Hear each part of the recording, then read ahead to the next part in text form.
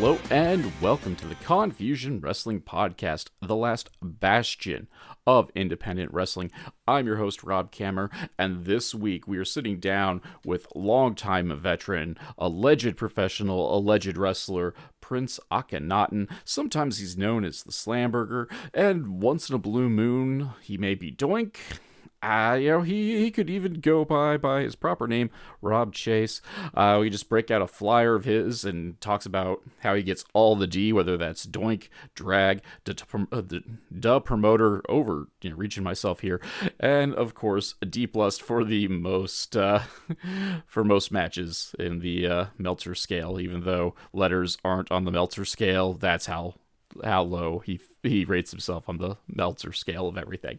That being said, actually, it's a lot of fun to sit down with Prince and kind of talk about all the things he's experienced. He's worked with, I don't want to say worked with everyone, that old cliche, but he has worked with a lot of cool people, whether they were up-and-comers, current stars, or legends of the past. And let's face it, we focus quite a bit on his rivalry with the Patriot, and the Patriot in his various forms is getting up there in years. At least, I've been watching him since my youth, and let's face it, ladies and gentlemen, I'm kind of old.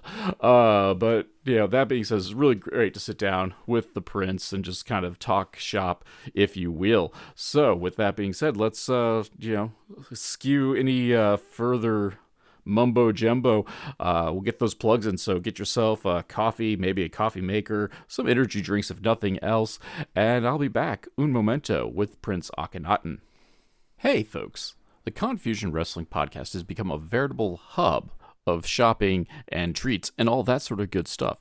Whether you need a sugar-free alternative to energy drinks in the form of Raise Energy, or maybe even, top-of-the-line ice makers, coffee machines, and other household appliances, all through my links section. All you got to do is wander down to the descriptor of this week's episode, check out the various links, click on them, and go shopping like you normally would. Heck, it's no difference. You just came in and just said Rob sent you. And that way, you can get the things you need, maybe even at a discount, and the podcast gets a kickback as well. So be sure to check out those links. Thank you very much for listening. Back to the show. And we're back, ladies and gentlemen. Confusion Wrestling Podcast. As I said on the top of the show, got a special guest sitting in the studio with me today. Longtime indie veteran and super cool person to boot, because he was on Maccabee Mania 3. So that is that greatest show ever. He is Prince Akkanatan. How are you doing this evening, sir? Thank you for bringing up my indie nerd fan cred. I appreciate it. Maccabee Mania was a great time. I was happy to be a part of that. You don't always get to have the big shows that are for a good cause like that. So we got to put it over, especially for someone like me who was a big fan of the Walmart dollar DVDs back in the day, which Grandmasters of Wrestling Volume 1, Volume 2, and then non-Maccabee Mania related, of course, Rodman Down Under. So I don't know if you got to see that one or not. That rings a bell. Yeah, Rodman Down Under. All of them were wonderful in their own magical little ways, but you've had an entire career, outside of one singular match. Last year, time means nothing now. Maccabee Mania 3 was last year. I mean, one singular match last year. I can't even put my finger on it. What would my one singular match last year be? There was a couple. So I joked how I wasn't going to be like, on such and such a date you did this, and now here I go, like, when was Maccabee Mania? March last year, because we were just talking about, because I wrestled the Patriot last night in Hazlitt, New Jersey. It's February 2026 as we record this, and so we were talking about, I had seen him a few times, but I hadn't wrestled him one-on-one since before that. And both times I had to shave my beard. You look at my social media, I'm bearded for most of my career, but different gimmicks come up. On Maccabee Mania, not to let the cat out of the bag, but I was Doink. They wanted a Doink, and I was the guy. And that's more indie cred, because there were so many fake Doinks. Ironically, there were a lot more fake Doinks when Matt Bourne was still alive and Ray Apollo was still working. Then, Matt passes away, Ray stops working, and the Doinks go away. Shouldn't it be the other way around? I don't know. I think it's like a rite of passage where, like, I think if you did you really work on the indies, bro? If you weren't a doink, like I'm pretty sure if I go through my Facebook timeline, I was a doink, and I've never stepped foot in the ring. Actually, Yeah. I could be had Ace Darling on the show, and like one of his first matches was doink. As Doink or against Doink? I think as doink, like he Oh, wow. basically he was just like ring crewing, and they're like, hey kid, you want to be doink? Well, who wouldn't? Sure. Right? Okay. Do I get the $10? Yes. Okay. I am doing. It's because like that didn't pop up in his cage match when I was doing my modicum of research of everything else. Cage match gets everything. No, really don't. No. It's like Wikipedia. It's only as good as people that edit it. And like that's why like I also as a very nerd, like I was very much happy and impressed by your first 1,000 match spreadsheet, which is available online, ladies and gentlemen, and we'll get to the social medias where you can find that. I said it would be a limited time, but I was too lazy to. I actually forgot my password for Linktree, so that's going to be up forever. So no limit. but like I do, you know, a touch of research on the stuff for like folks that like I've only seen them for X number of years, or I've only been able to experience them when they've come to my neck of the woods, or I finally got my hands on IWTV, etc. And then cage match is a way I look at things, and because that could take me back to 2008 a lot easier than scrolling Facebook or insert social media of choice. But having a handy dandy like match thing like that was just, and then also gave me like some perspective, like holy poop, like that guy can't like you got to hang around with some cool people. I sure did. Yeah, I'm a lucky guy. Like and like I could we could joke like I had Ace Darling, like we could almost just like play names from a hat, like what's your anecdote about insert random guy, because he did so much enhancement work over the years for WWE and WCW. But like in your case, I just pull a name out and like, well, again, like we kind of touched on it anyway, like the Patriot, you were his, and I used the phrase before we hit record, but you were his you've been his metal maniac to his Jimmy Snuka, yeah. And then before I let you get the idea, we'll in joke on that one. For those of you not aware, Metal Maniac used to be a perpetual rival of Jimmy Snuka, and they would make the loop and basically wrestle each other like every show, usually 99.9999 times out of 100.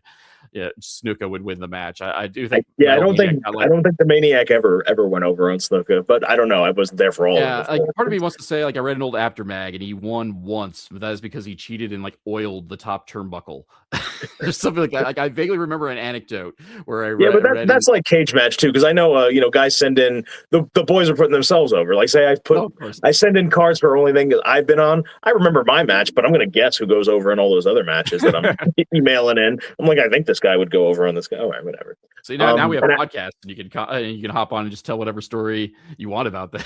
Well, that's wrestling. Oh my god! I mean, I've been in a locker room with some great bullshitters in my day.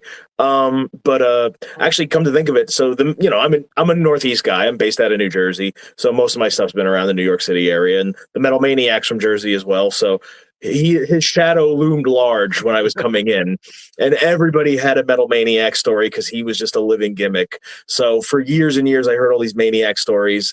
And I always kind of wanted to be, and I saw him wrestle when I was younger. Of course, he painted my face and everything, when I was like in like 1999 or something like that, when I was just a teenager.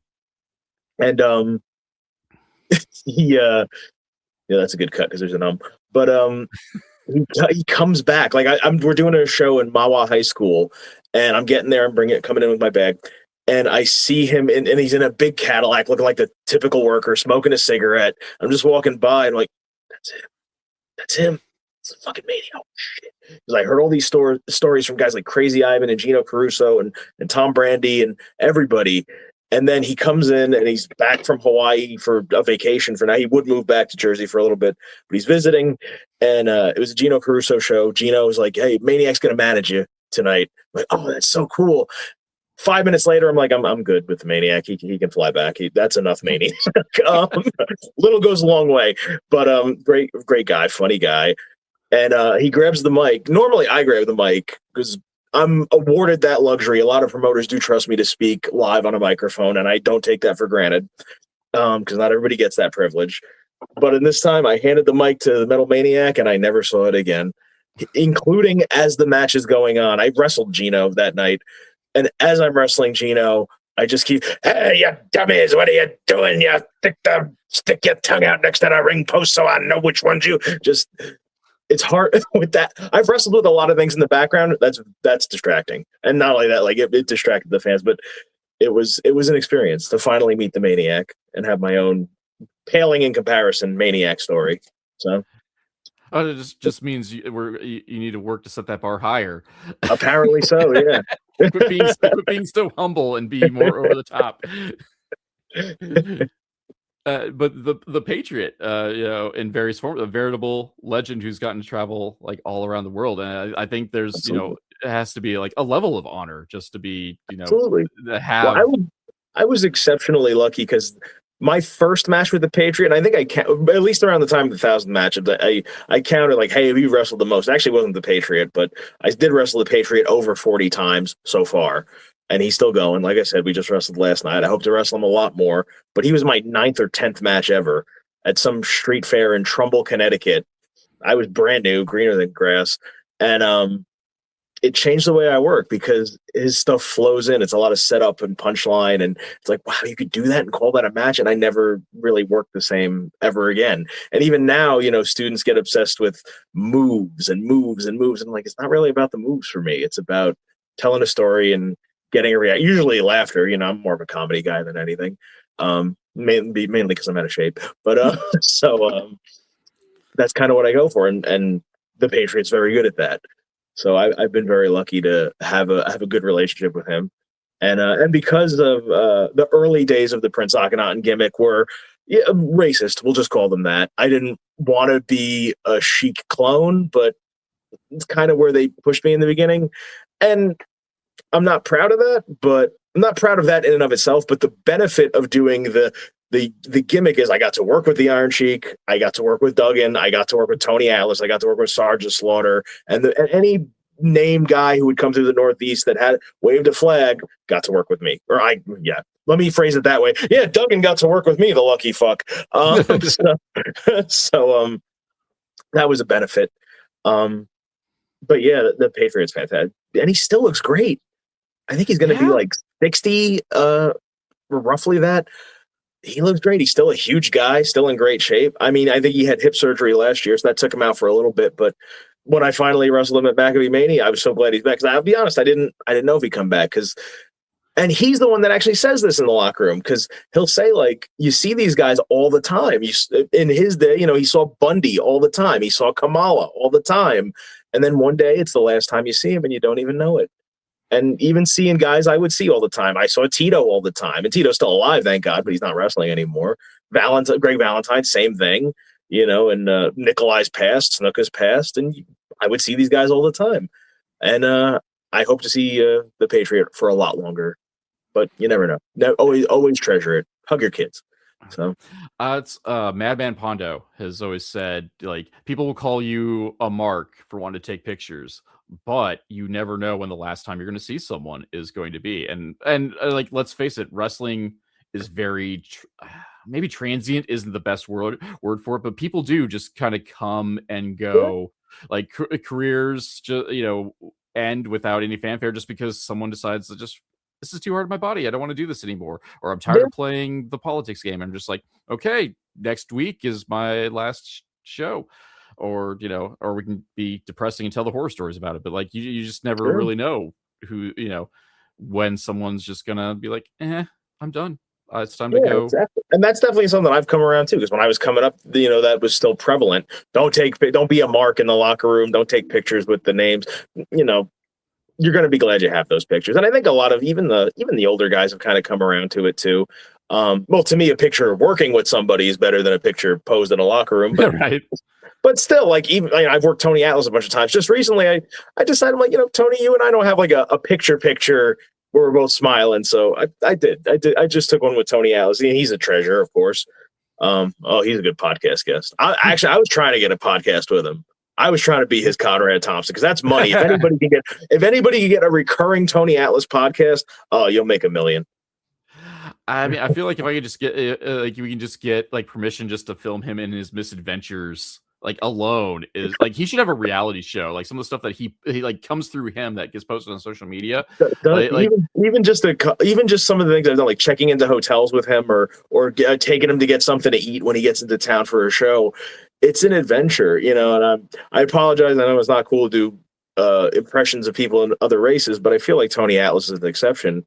Because he's just like, oh, like we went to this deli in Jersey City, and old deli hasn't been cleaned probably since 1999. We get to the show, it's at some big high school, and we walk outside. There's food in every direction. We could have went to a Burger King. We could have went to this hot dog cart. We could have went to the Chinese spot.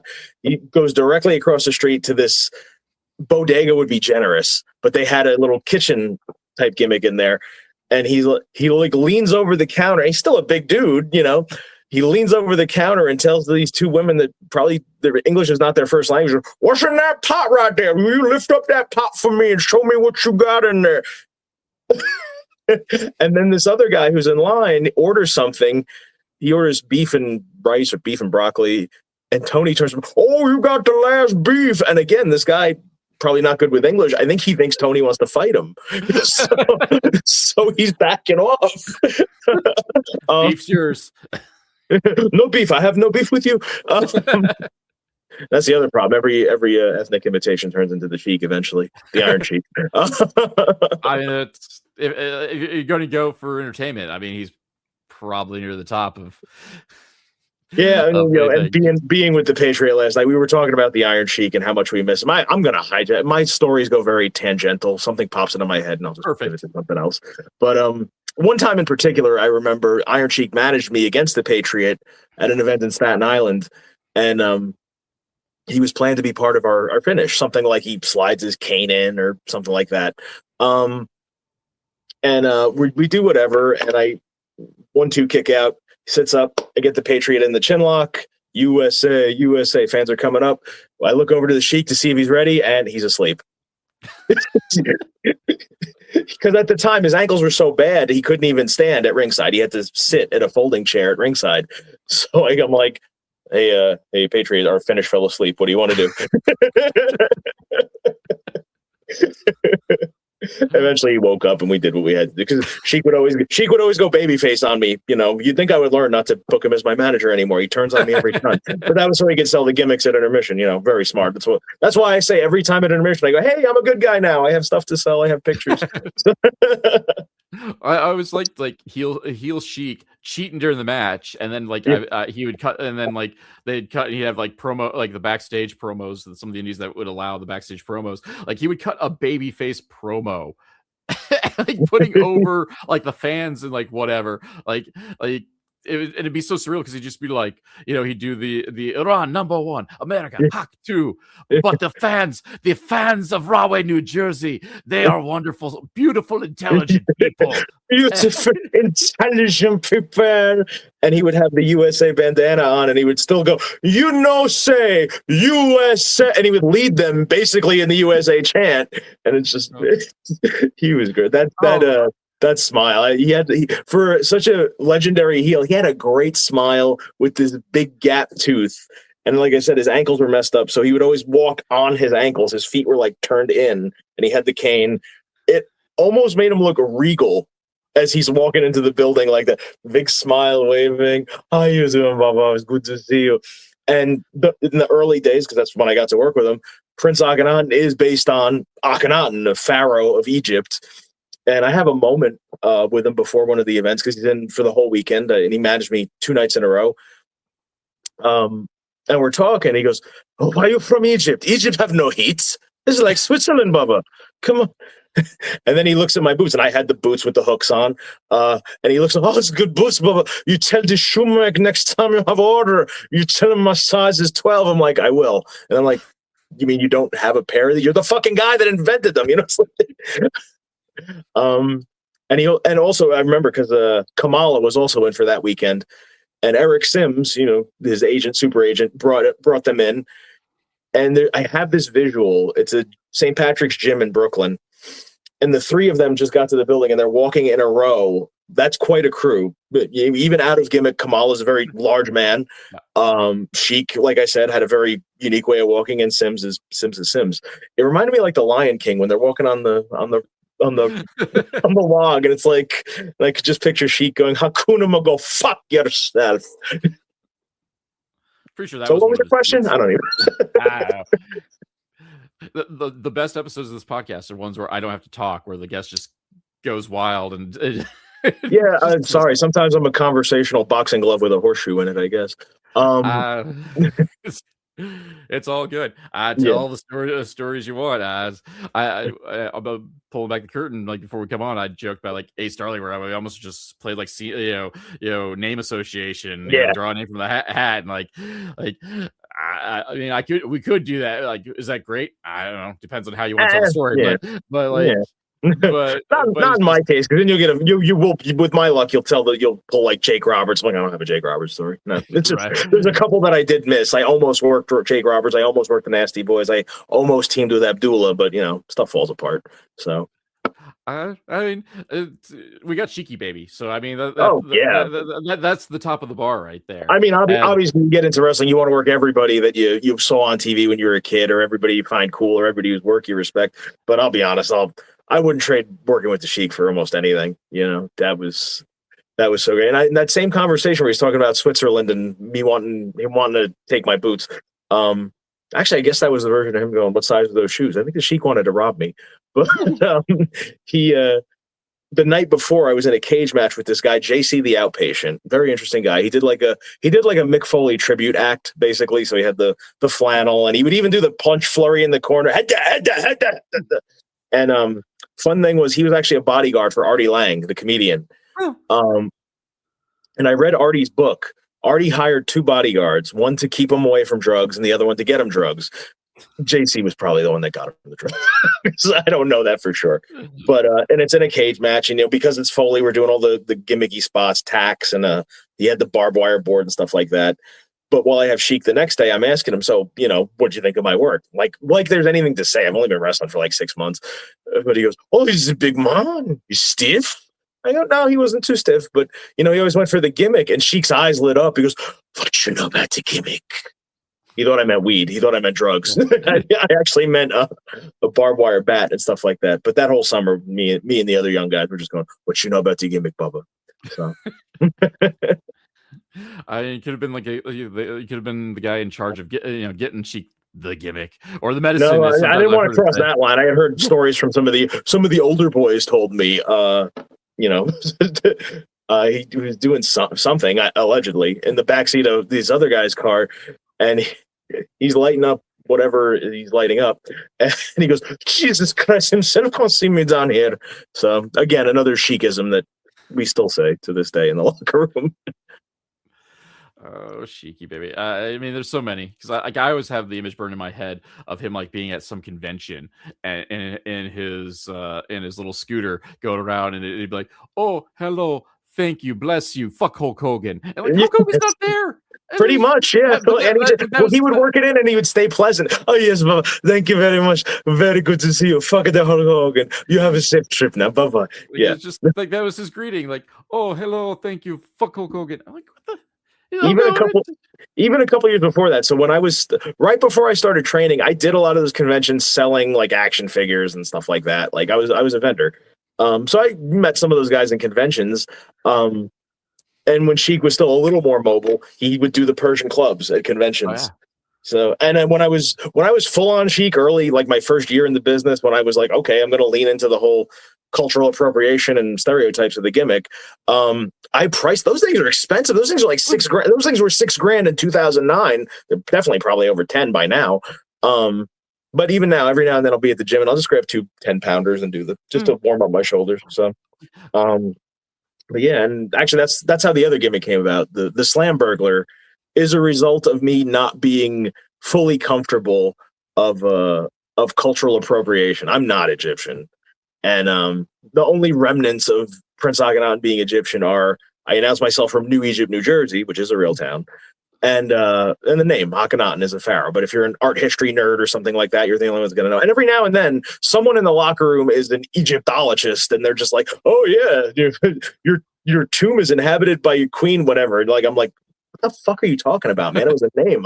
I didn't study art history to become a shitty indie wrestler. Come on, man. But yeah, in fact, we did an assembly one week. We had a show in Maywood, New Jersey. The same week they did anti-violence week at this school. So they had me and a couple of the other indie workers do this assembly for the kids. Oh, you shouldn't do violence, but you should come see us do violence Saturday night in the gym. And then we took questions from the kids. And a young Arab girl raises her hand. Like, I have a question for the prince. Why are you a bad guy? Are you a bad guy because you're Arabic? And I'm like, oh, man, I'm a piece of shit. So really, ever since then, I kind of downplayed. And then by then, I knew at least enough to work that I didn't need to rely on "No say USA." And times have changed. Nowadays, I think if you shout USA sucks, the crowd will be about 50-50, depending on what city you're working in. I'm sure down south you still get plenty of heat. But after that, I'm like, I got to do other stuff. And then, I stopped doing that stuff in my work, but people will still pigeonhole you. And I stopped wearing the Egyptian headgear is called the nemes, and I stopped wearing that. I stopped wearing any ethnic stuff. But still, like, I would be put on posters with that. Guys would go out of their way to use pictures of me from 2012, even though the show's in 2018. And like, oh yeah, you got to wear your turban. I'm like, it's not a turban. Those are Indians. I'm not Indian. Like, oh yeah, you talk about, how cheap gas is getting. I'm like, again, that's Egyptians aren't get. That's not the gas station stereotype. You're getting your racism wrong. You're not even a good racist. Come on, man. But I just kept getting shoehorned. They're like, oh yeah, we want to book you, do the terrorist gimmick. Either they didn't want to book me because like, oh, your gimmick's then again, nobody's going to say, I think your gimmick's racist. And they're just not going to book you. They're just not going to respond. They're not going to do that. So I wanted to make a broader appeal. And eventually I had to come up with something. During lockdown, I'm like, I'm still going to wrestle goofy. I'm still going to be a comedy worker. What can I do? And then I just thought of a cartoon burglar, like a cartoonish burglar with the domino mask and the black and white stripes, like the burglar you'd see on The Sims or the Hamburglar, which is, and that's the weird thing too. Like, I'll come out in the gimmick like, you're the Hamburglar, you're the Repo Man. I'm like, oh man, I've been a burglar since 2022. I've never heard that. Oh, you're the first. Yeah, you're so clever. And the burglar's a lot of fun too. And that's even easier. Was another vet, this guy Stockade, a Long Island guy. He's like, Prince, why are you doing this burglar thing? I go, because I wanted to do even less. Well, I mean, functionally speaking, we there's a JR calls it a bump card, and you only get so many bumps before the body just says no. Yeah, and you can find a way to work without taking too many bumps. Yeah.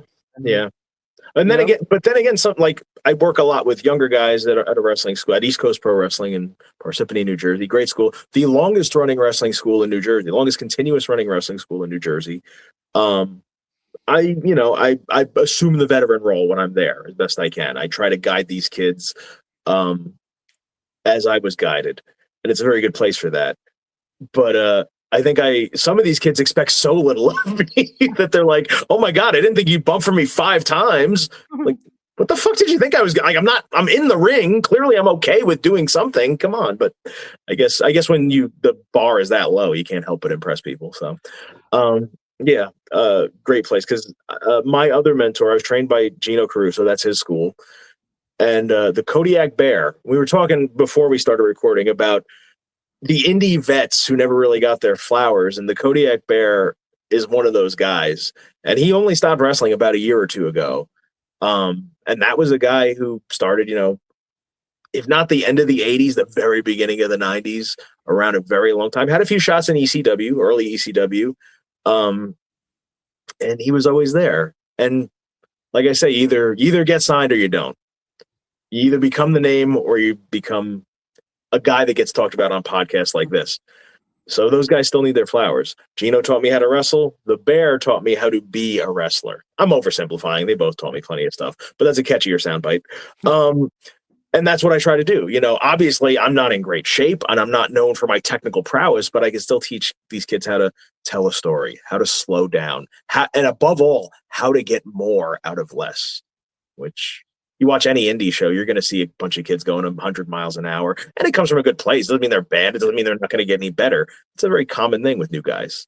So, Right. and yeah, I like helping to shape these guys. Same way, like I was talking about when I wrestled the Patriot earlier on, showed me a whole new way of working. What else you got? Oh, I was just gonna say, just in general. I mean, and I think the beauty of wrestling is just there's room for a little bit of everything about it. Oh, Like yeah. if you want your like, it's oversaid, but I really do like the analogy of wrestling as a circus. If you don't like the trapeze artists, Yeah. you can see the clowns. If you don't like the clowns, you can check out the strongman. You can watch the bears drive the little cars in circles. Like, if you don't like the indie style where everybody's just going as hard and fast as they can and flipping over the ropes and taking Canadian destroyers, there's we can go find some old catch wrestling, because like it's old enough now that it's new again. You got guys like Zack Sabre Jr. who have updated the style. It's like, even if you're want to see people just cut each other up, you got the death match scene. We got a little, Well, a lot of times I think deathmatch is the one thing where that's a whole genre of a show. Like, those are shows that can get away with being all one thing, and that's kind of what they're there for. So, but yeah, in general though, the 3-ring circus theory is probably what's best. Again, like, and I think that, and there's a little bit of room for everything. And you talked about kind of like transitioning to a comedy wrestler as a whole. Like, was that something, like, was there a line in which you just went like, this is what I'm going to do, or did something just kind of like fall into? Is that something you kind of like fell into, and it just was it like a natural kind of progression? I'll put it back on the Patriot, because like his stuff, you might not think of the Patriot as a funny character just off the top of your head, but a lot of his spots are funny. A lot of stuff ends in a nut shot, or a lot of stuff ends with, some kind of miscue or miscommunication. And that's sort of like how things were set up, just to be a goof, because I tried to go well, first of all, my goals in wrestling were different. I didn't have a delusion that I wanted to get signed. Obviously, hey, if I turned out to be great, I wasn't going to turn my nose up at a contract. But at no point did I think, yeah, man, I never buy that. If you don't want to be world champion, get out of the business. Now, fuck you, man. I'm here. I'm having a good time. I'm having a good time as the goof that puts everybody over. Thank you. And you're welcome, because I probably put over the guy that said that too. But the thing is that it showed me that you could just get a better reaction, and people will remember you more if you make them feel something. And for me, the easiest thing to make them feel was funny, laugh, make them laugh. And not only that, the WWE Vault YouTube channel does some great things. And I talked to some of the other guys about what'd you watch? Did you watch this? They put this up. They put that up. And there was a Coliseum video from the 90s that shouldn't have shaped me so much, but it did. Invasion of the Body Slammers. 4 words shaped my enjoyment of wrestling. Kamala learns to bowl. Yes. So when you have that much fun, when something's that silly, and not only that, again, I know my place on the card. I'm the silly guy. I should be either right before intermission or right after intermission, or maybe the first match, a way to get people. And I like those spots. And I'm not, and again, like we were talking about, guys that go 1,000,000 miles an hour, again, doesn't make them bad. A lot of guys break in. They don't have that same self-awareness that I had, because I was just built different. They were playing their video games like, I'm going to move up the card. There is no move up the card in independent wrestling. You're going to be the main event one day. You'll be the first match the next day. It's whatever. Oh, I'm going to win. I'm going to win my way to the top. Fuck you, wins and losses. The real win is you get booked again. The real win is you get paid. The real win is they trust you to work the name. They trust you to work their brand new guy who can't work yet. Like, those are the victories. I don't care if I get pinned or not. I've been pinned by literal children. Like, literally, I've had an opponent more than once take a kindergarten age child out of the stands, then put that child on me for the count of 3. So I love those spots where children are used as weapons in any show. Oh yeah, out of the chat. And love that. Boom, yeah. So yeah, there's take the business seriously, but don't take yourself seriously. So we all need that reality check, and that reality check will come for you if you're not looking for it. So right. Oh, and I think we talked about like kind of the memories and whatnot, and like, yes, like I will to go into stereotype. Steamboat, Savage, we'll stick it to everybody's mind, but like there's a whole other world of things that will stick out to people. And again, like we look at Hulk Hogan, like Hulk Hogan could work, but like we don't think of him as like a good worker per se, to use the inside parlance. But like we remember all the stuff he did, even if it wasn't the match. Or well, like historically, you could look at whoever got to the top. The nerds turned on him. We hate Hogan. Oh, now we hate Austin. We loved Austin when he was stunning Steve, but now he just throws these wide punches and does a stunner. He can't wrestle anymore. We hate Cena because he's on top. We hate Roman because he's on top. They always hate the top guys because the top guys don't have to do anything. They're already the top guys. They get the reaction. What do they need to do anything for? Yeah, exactly. And I also think like the spot for everything else, because like unironically, like one of my favorite matches that people are like, well, you know, is a wrestling fan. People are always like, you know, what's your favorite, you know, what's your favorite match? Recommend me a match. And I'm like, WLC. Like unironically, WLC. Because that's true. Like, because it reinvented the format, because, you know, for little people, there were little people spots for decades, and you bite the ref on the ass and stuff like that. But they were little people, but they really worked. Like they worked as if they weren't little people, which is for the time is what was needed. You know, and I really thought that would set off a whole chain of more little people in wrestling, but not really, or at least it siloed it more, because now they do their own shows and they don't really integrate with other wrestlers. Anyway, another tangent for you. Yeah. But it showed that Swoggle could work, because like people don't think of him as being like a trained professional wrestler who spent most of his career wrestling, you know, normal sized folks. He never really came through with the quote unquote midget wrestling circuit or whatever. Like he trained with everybody else and worked everybody else, and then just happened to like get signed by WWE because they wanted a little leprechaun. You know, El Torito in a previous life was arguably one of the best high flyers in the world.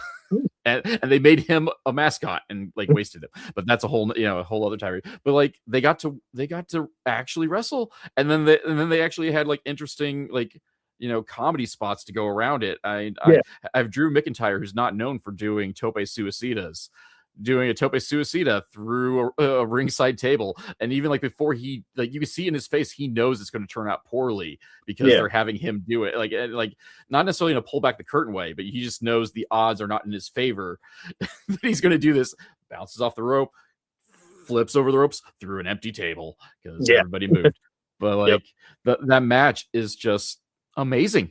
And it's legit, like whether you want to call it a comedy match or not, like it's one of my favorite just one of my favorite matches of all time.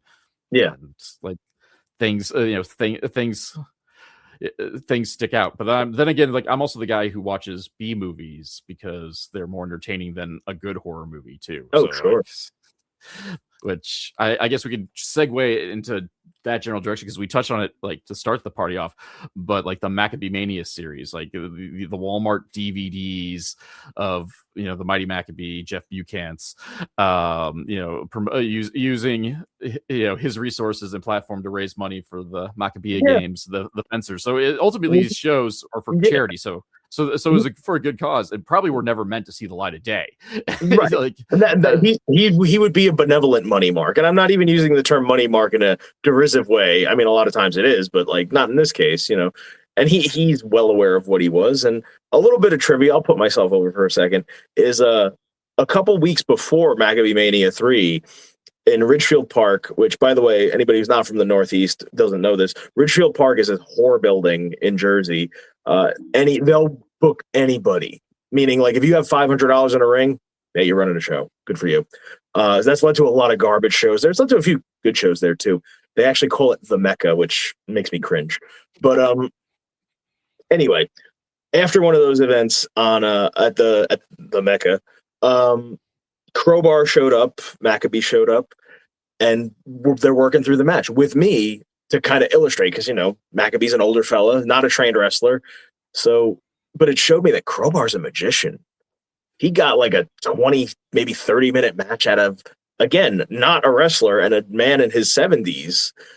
And it was a great match. It was really story beats and everything. They did the stuff with the guardrail. Like that, I already respected Crowbar. He's fantastic. And anybody, I think it's easy to sleep on him because there's so many names and, you know, people come and go. But that's somebody who's worth watching, who's worth studying. And he's always been good to me. So I'm grateful for Crowbar. And I've been grateful for the Patriot. And that was a cool moment one day because The three of us were on an event with Gangrel, and I'd never met him before, and they're putting me over to Gangrel. So like, here's three guys I watched growing up, which didn't seem that long ago, but probably is. And they're talking about me and how you would want to work with me because I'm easy to work with. So I'm like, I'll take easy to work with. You don't even have to call me good. Easy to work with is enough praise for me. That's been my podcast philosophy. I even said that like right before. You are easy to work with, Rob. Don't sell yourself short. Come on now. Like I can't offer a whole lot, but at least I could do is just give you this platform and like do these things to make things easy. So all you have to do is show up, hit like 2 buttons, and then talk for however long you want to talk, or however long I quasi force you to talk by being a gigantic nerd. Well, I appreciate it. I don't get invited to many podcasts because who am I? I'm nobody. I'm one of those indie lifers, and I would like to be an indie lifers. The Mr. Ooh La La. I've become closer with him in the last couple of years. That's a name out of the After Mags. He's still wrestling. I don't know if you know that. He's still wrestling. He doesn't. I know he does a lot of stuff with Brian Zane of Wrestling with Regret. Yes, he's fantastic. But those are the guys, like I was talking about with the Kodiak Bear. There's a guy named Magic out here, and I'm sure the different regions of this country, or U.S. and Canada, wherever else, they have their own equivalents of these guys that they didn't necessarily do a bunch of extra work or get signed or anything like that, but they've been around and they're a valuable member. One thing that's sometimes kept me, because I think every indie wrestler thinks, I'm done, or this is my last year, or I'm winding it down. We all have those thoughts, or at least most of us do, several times a year.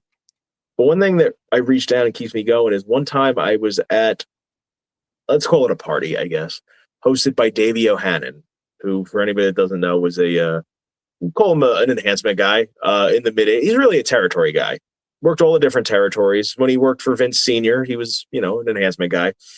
Knew a lot of people, and his son had gotten into the business, and we became best friends. So Davey Sr. had all his guys over. Johnny Rods was there, Dick Worley, Terry Gunn, and Dave Jr. invites his friend, which is me.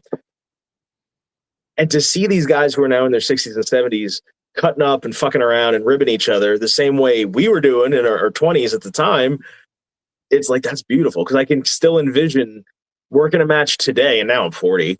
But even still, I'll be in the locker room like 30 years from now. I'll have a big gray beard, and this guy will be old, and we might not be working anymore. We'll still be fucking around like that. And another weird thing, too, at that same party, Dick Worley, the old referee, he ripped me. He like sneezed on the back of my head. I had a shaved head at the time. So he sneezed, he like threw like some drink or something on the back of my head that made it seem like it was a booger. I turn around like, oh, geez. And I'm selling it. Out of respect, I'm selling the rib. These guys are been around a long time. The weird thing was Dick Worley died like a week later. And I'm like, what's going to happen to me? He just sneezed at me. You worked yourself into a shoot, brother. I guess so. Yeah, I was sick about it. But like the thing is, like I don't think we like people really stop and think about of kind of like the indie lifestyle, especially for those who do go on to have 10, 15, 20 plus careers.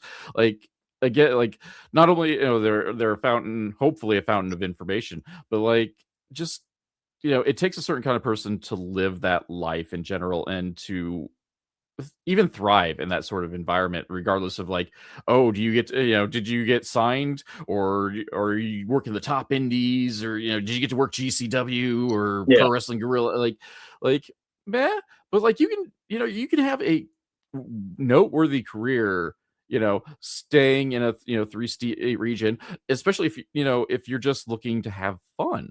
And I think that's something that's overlooked is like, yes, wrestling can be a business, but like anything else in life, if you're not having fun doing it, is it really worthwhile? 100%. Especially if you're not getting paid for it. Like, yeah.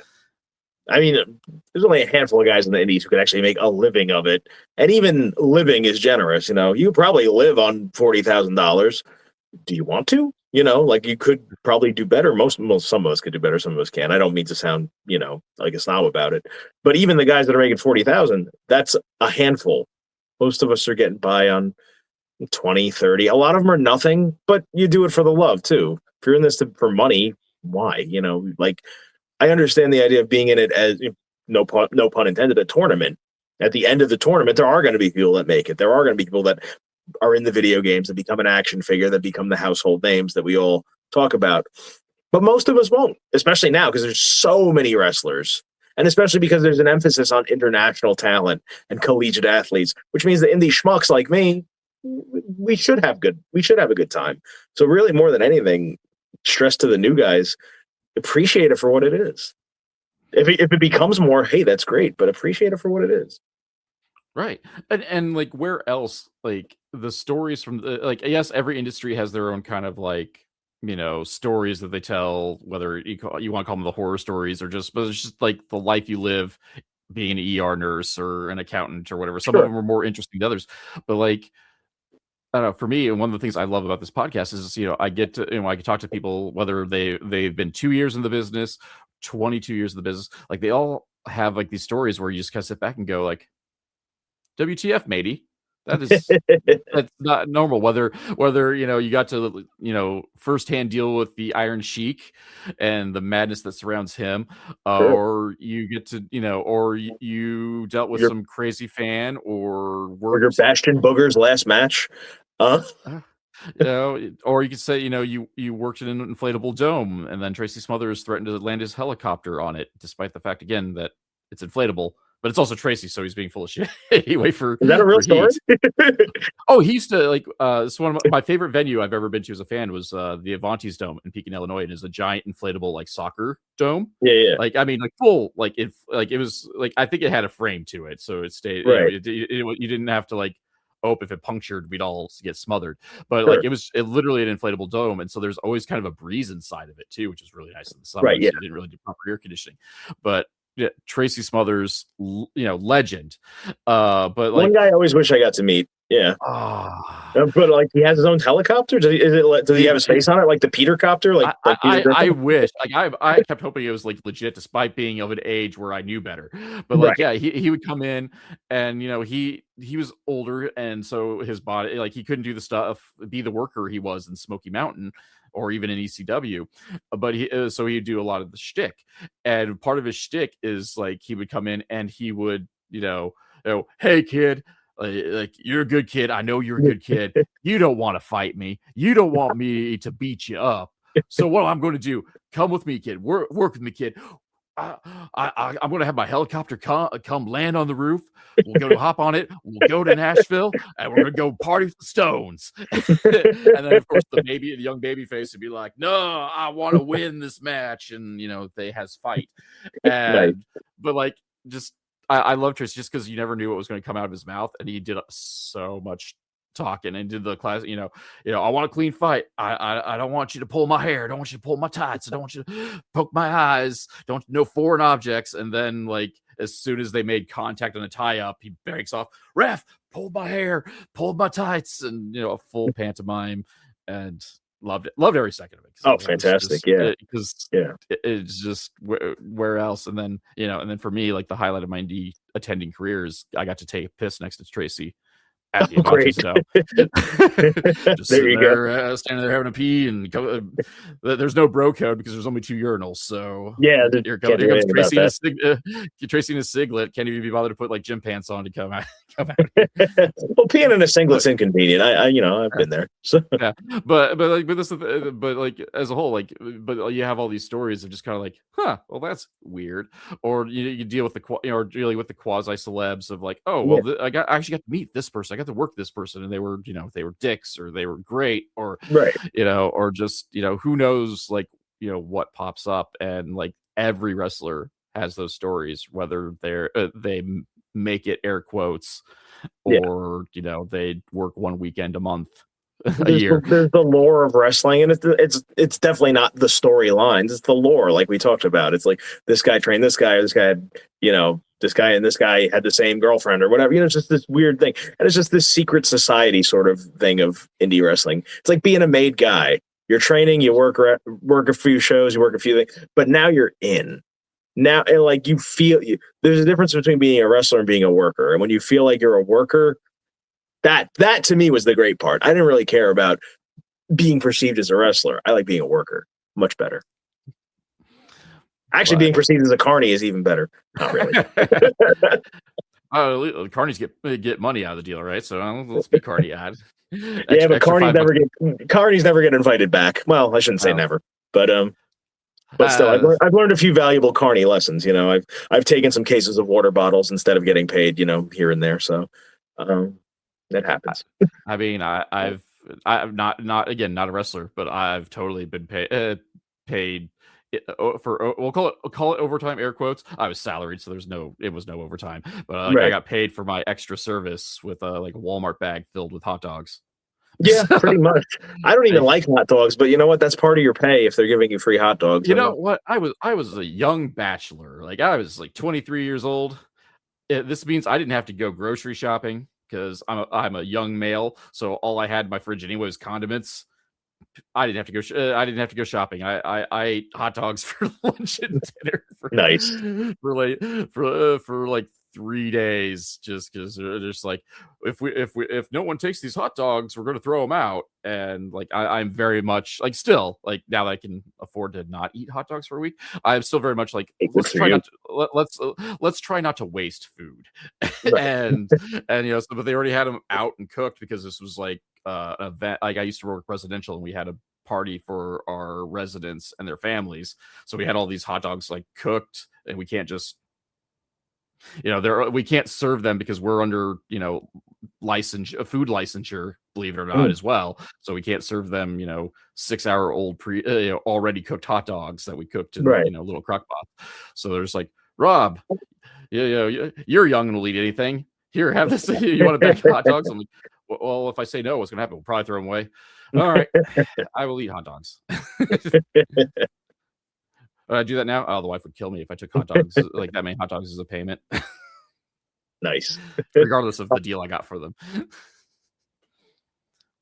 But now it's illegal to pay me for overtime in hot dogs because I'm not salaried anymore. So. Oh wow! I don't want you to get any hot dog heat. No. Now I just go buy my own fancy Coney dogs like an adult or something. That's actually not a bad idea. We got a snowstorm in the Northeast right now. So I'm not going anywhere. But for a second, you made me think, I'm going to go out to Sonic and get a Coney. I love Sonic, but I'm too lazy to drive that. I shouldn't say that far. It's one of those restaurants where like there's a bunch of restaurants that are better but more convenient.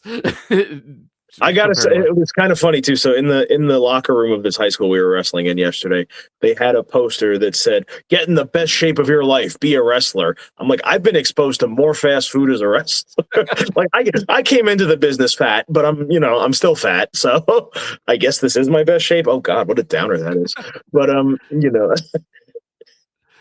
I mean, like, not a wrestler, like, but I'm as a TMI social worker. Like, I've been a veritable road warrior off and on throughout my career. Yeah. And like, oh yeah, fast food. And I'm just finally glad that like some of the nicer gas stations have built healthier options. So like, God bless Sheetz and Wawa, and yeah, like don't get me wrong, I do enjoy fast food entirely too much, but like, sitting in a car for 3 hours consuming fast food really like puts a hit on your mood.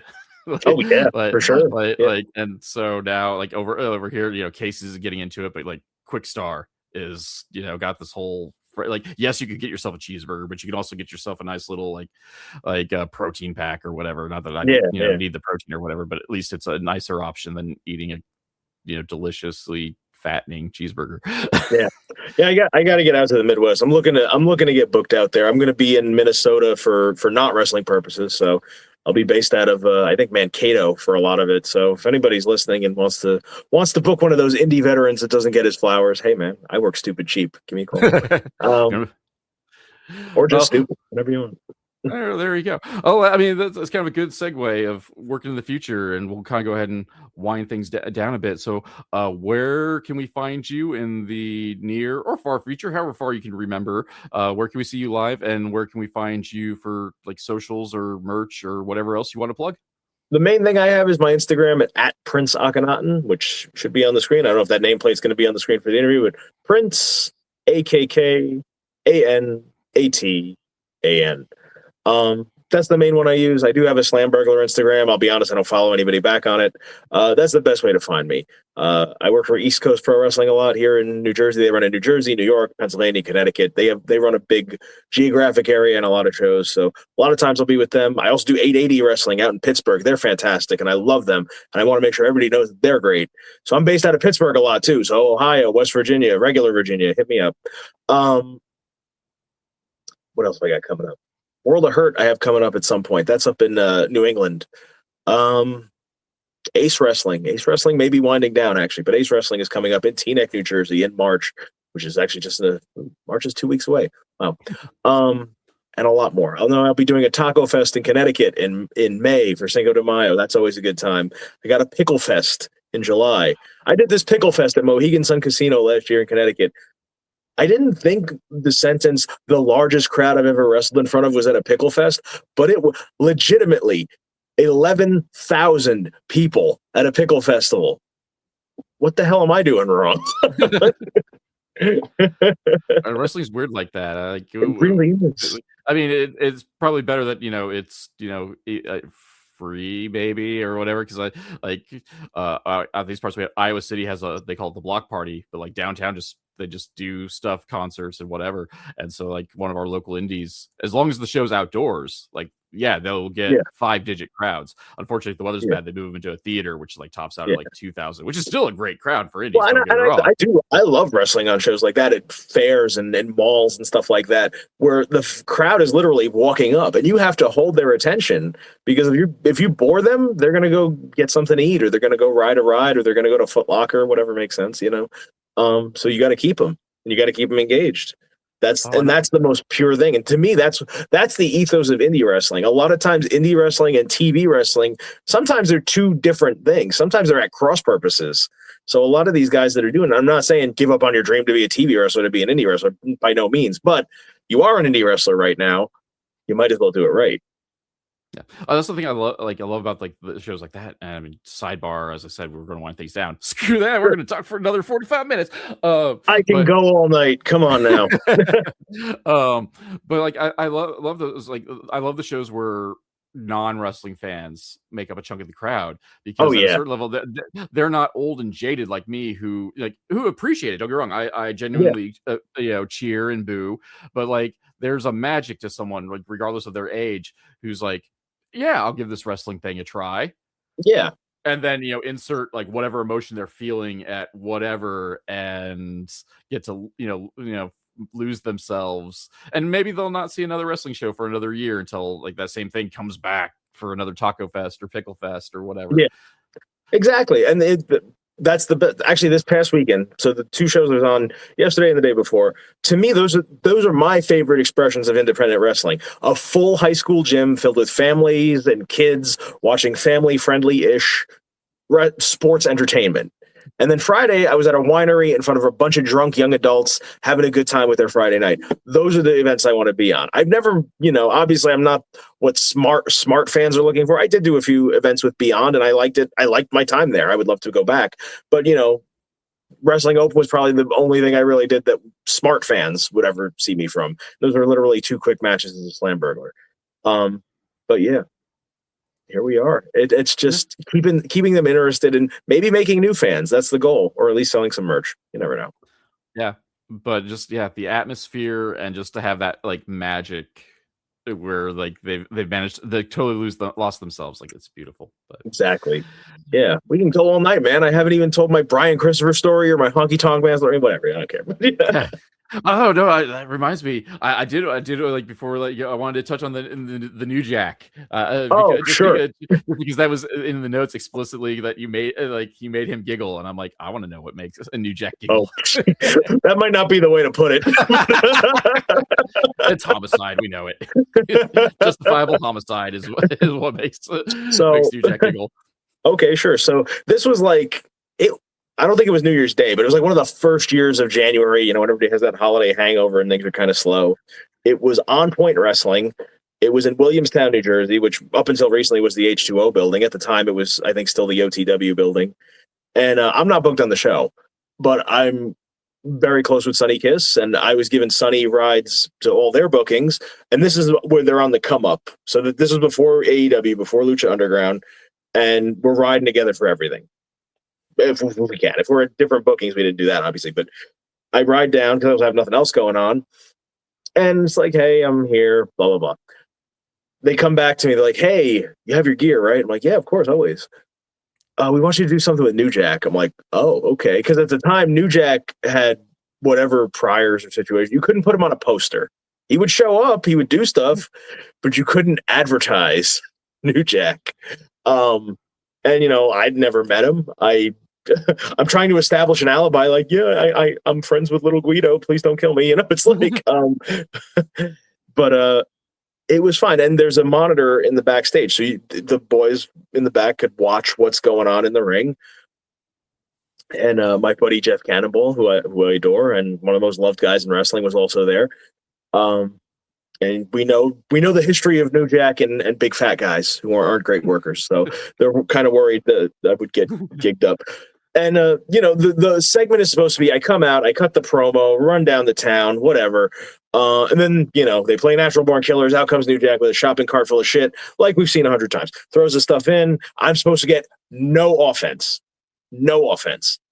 And for a quick minute, I just want to talk to New Jack. Like, are we doing anything out of the ordinary? And I don't know what he was doing throughout the day. I don't know where his mind actually was, but he said something like, yeah, I'll hit you with this and I'll hit you with that, but I want to wrestle too. People don't know I could wrestle. So we're going to do this spot. And he lays out the spot. I can't remember exactly what it was, but it ends with a belly-to-belly suplex. And again, I'm new and I'm fat.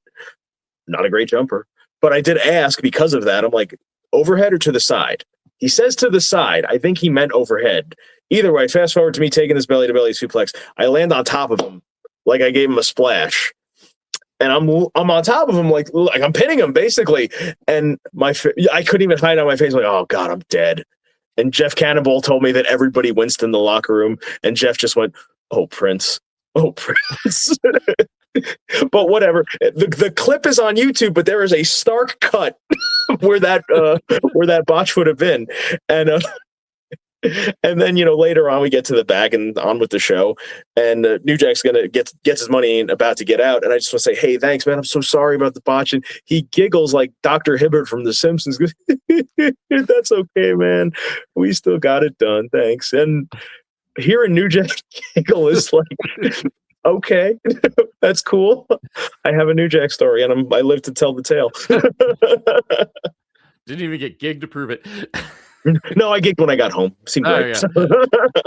Yeah. We always gig, brother. Just doesn't mean in the ring. Yeah.